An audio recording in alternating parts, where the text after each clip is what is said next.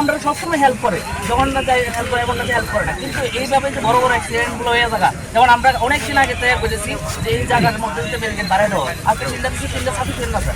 এই জায়গার মধ্যে আপনি দেখেন, এখানে আপনারা যদি এই রোড যদি মুভ করেন, এই জায়গাটার মধ্যে সবচেয়ে বেশি স্পিড থাকে। রিকোয়েস্ট করেন কোন বা অফিস টাইমে কোন সবচেয়ে বেশি স্পিড এই জায়গাটার মধ্যে থাকে। তো যার কারণে এটার মধ্যে যাতে পুলিশের মানে যাতে ডিউটিটাও বাড়ানো হয়েছে। আর যারা এখানে পুলিশ ডিউটি থাকে, স্যার আমি আপনার জন্য বলেছি, এরা ঠিকভাবে ডিউটি করে না, এরা বয়ে থাকে এখানে মধ্যে বা দোকানে বয়ে থাকে।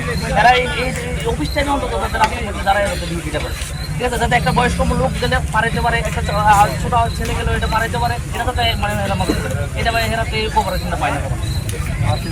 চাইতেছি এটা সলিউশনটা কেটা করবো আমরা, চাইতেছি এটা রাত্রেবেলা একটা হাই মার্ক, বেশিরভাগ রাত্রেবেলা হয়, একটা হাই মার্ক এটা হাই মার্কটা থাকে। আর ব্যারিকেড যদি বাড়ে আজকে আমরা চাইতেছি কোনো এত একটা এইরকম কোনো ব্যারিকেড আমরা দেখতে শুনি না। সকালবেলা ফটো তুলতে চাচ্ছে এখানে কোনো ব্যারিকেড নাই জায়গার মধ্যে। আজকে অ্যাক্সিডেন্টের পরে ব্যারিকেড না দেওয়া হয়েছে, আগে ব্যারিকেড আসলো, ব্যারিকেড ভাঙিয়ে দেওয়ার পরে এটা করছে। এখন আপনারা জানেন 9:30টার দিকে এখানে একটা রোড অ্যাক্সিডেন্ট হয়েছিল। সেই পরিপ্রেক্ষিতে এখানকার লোকজন আধা ঘন্টা আগে শান্তিপাড়া এরিয়াতে ন্যাশনাল হাইওয়ে ব্লক করেছে। তাদের 4-5-3-4টা ডিমান্ড ছিল। এসডিএম স্যার ছিলেন, উপস্থিত ছিলেন, অন দ্য ওয়ে ছিলেন আমাদের minister sir Sudhanshu Das sir.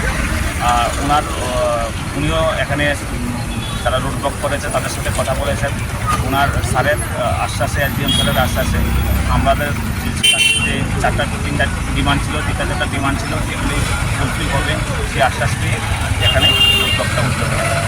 যিনি রোড অ্যাক্সিডেন্টে মারা গেছেন ওনার কী নাম এবং ঘাতক গাড়ি সেটা আটক হয়েছে? হ্যাঁ, ঘাতক গাড়ি আটক করা হয়েছে।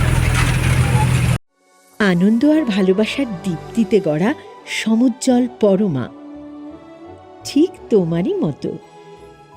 শ্যাম সুন্দর কোম্পানি জুয়েলার্স, আগরতলা, উদয়পুর, ধর্মনগর, কলকাতা।